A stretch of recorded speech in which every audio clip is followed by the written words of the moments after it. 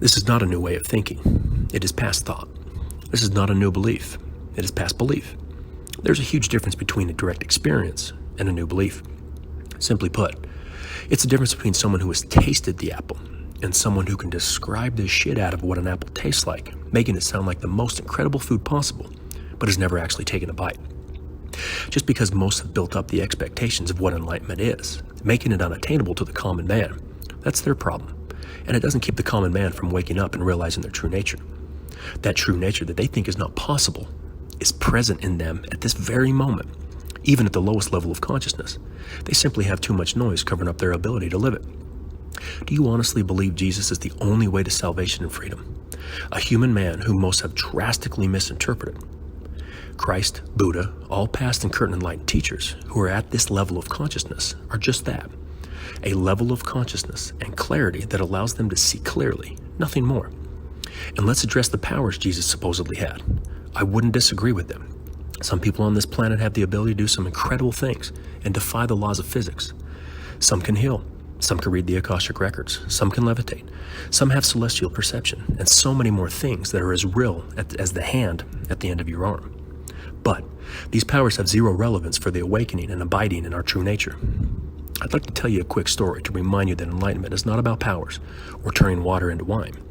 It is the simplest of things a human can experience, and that is why 99% of the people miss it. The story goes like this. A young man had been on his path for many years. He had done meditations. He had done psychedelics. He'd done everything else. He'd done everything that the spiritual path was created to exhaust out of the human. He found his way in India. He was there looking for another teacher. He was walking along the Ganges one day when he came across an incredible human. That incredible human saw the young man and said, "Excuse me, young man, come here real quick. Let me show you something." The young man walked over, excited as can be. "Sure, what do you got?" He proceeded to walk across the Ganges on top of the water. He was walking on water. The young man was just dumbfounded. Absolutely incredible. The incredible human walked back over, looked at the young man and said, "What do you think?" The young man asked a couple questions. He said, "How do you do that? What was necessary?"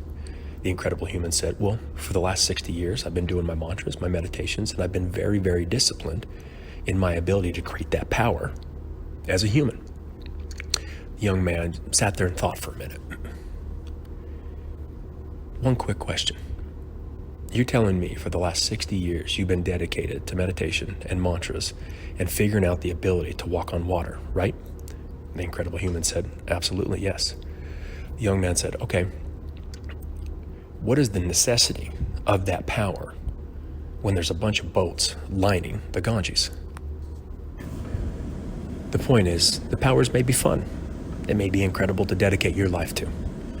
But if truth is what you seek, a full abiding awakening is what you want, powers have no relevance whatsoever to you waking up to your true nature.